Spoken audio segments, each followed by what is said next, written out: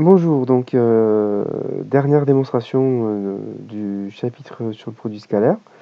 Il s'agit d'une propriété qui est en toute fin de chapitre et qui suit le théorème de la médiane. Et c'est normal puisqu'ils sont un petit peu liés l'un à l'autre. Et la démonstration justement de la propriété 9 va nécessiter l'emploi du théorème de la médiane. On est dans les mêmes hypothèses, d'accord? On a deux points au départ, A et B, et on considérera que I, hein, comme dans le théorème de la médiane, que I est le milieu du segment AB. Donc je vais l'écrire. Ah, je suis sur la gomme. Donc si I est milieu de AB,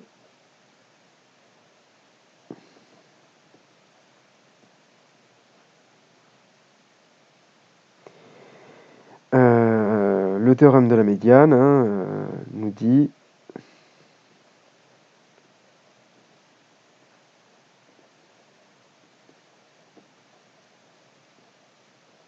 oula, je recommence, nous dit, je vais trop vite, que...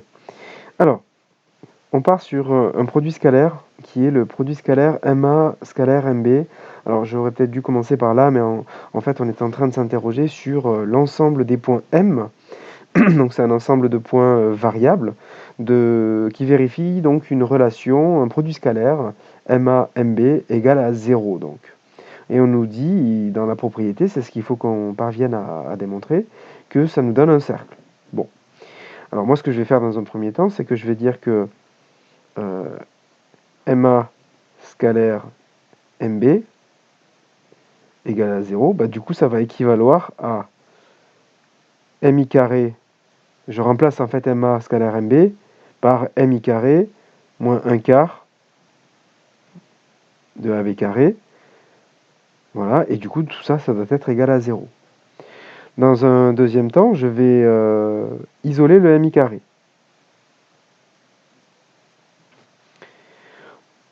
En fait, ça revient à additionner 1 quart de AB carré des deux côtés. Du coup, le 1 quart de AB carré donne l'impression de s'être déplacé de l'autre côté du égal. J'ai oublié le carré ici. Voilà. Et du coup, je passe à la racine carrée pour avoir mi égale... Alors, je vais faire descendre un petit peu le tableau. Hop. Voilà. J'obtiens que mi doit être égal à racine carrée de 1 quart fois AB carré. Alors du coup, quand on a un produit sous une racine, on avait déjà vu que l'on pouvait couper la racine en deux. Donc racine de 1 quart fois racine de AB carré. Et donc du coup, ça va me donner mi égale... Alors racine de 1 quart, c'est un demi. Et racine carrée d'un carré, et ça donne le nombre lui-même, donc AB. Et alors là, donc, il faut que j'explique quelque chose. Donc, je vais dessiner un cercle pour que vous compreniez mieux. Mais en fait, on est typiquement sur la définition d'un cercle. Parce que lorsqu'on prend un cercle,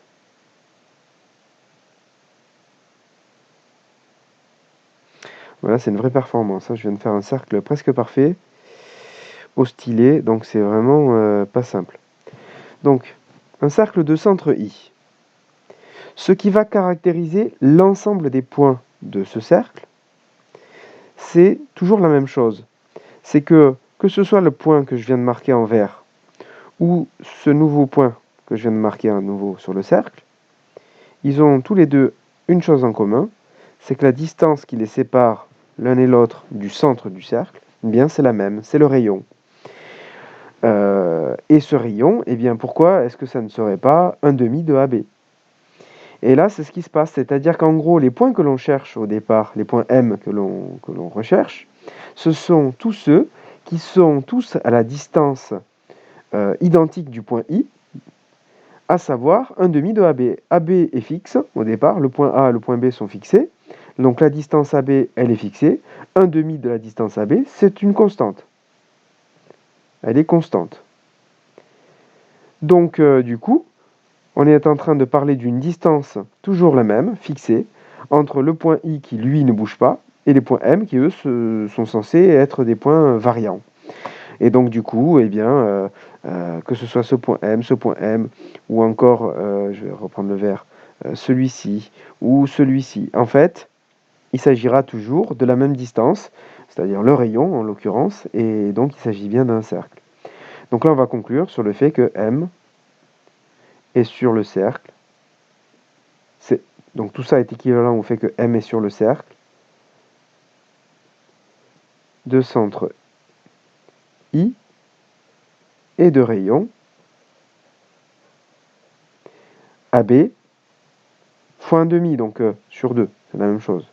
Mais du coup, si AB sur 2, ou la moitié de AB est un rayon, ben ça veut dire que AB tout court, eh bien c'est le diamètre, c'est un diamètre.